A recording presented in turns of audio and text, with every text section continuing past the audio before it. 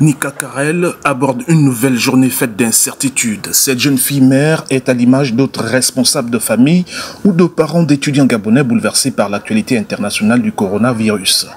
Les yeux rivés devant la télévision, Nika Karel se demande bien quand est-ce qu'elle voit et entend va devoir s'arrêter. Il est 13h30 à Libreville, soit 7h30 à Oran, où se trouve Farah, la petite sœur de Nika Karel. Pourquoi tu n'as pas ton masque? Juste dans la maison.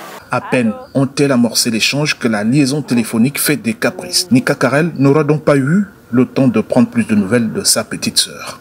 Elle est enfermée dans son appartement. Du coup, les provisions qu'elle avait sont déjà en train de s'épuiser. Le gouvernement chinois avait décidé par famille d'envoyer une personne qui pouvait aller faire les courses toutes les 2 semaines.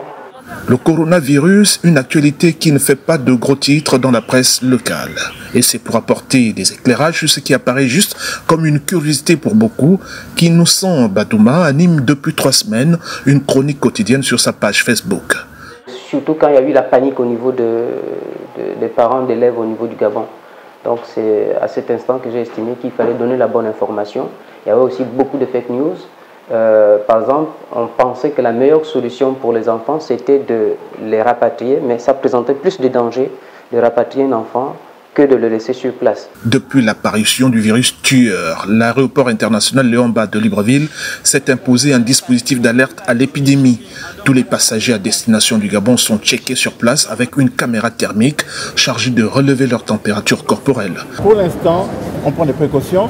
C'est un service de veille qui est là, en place, et il n'y a pas de cas d'infection à coronavirus ici au Gabon.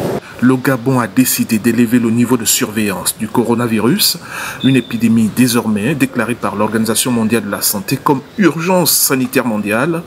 Reste à questionner la capacité de l'Afrique à contenir l'avancée du fameux virus dans un continent où la plupart des pays ont des systèmes de santé très faibles.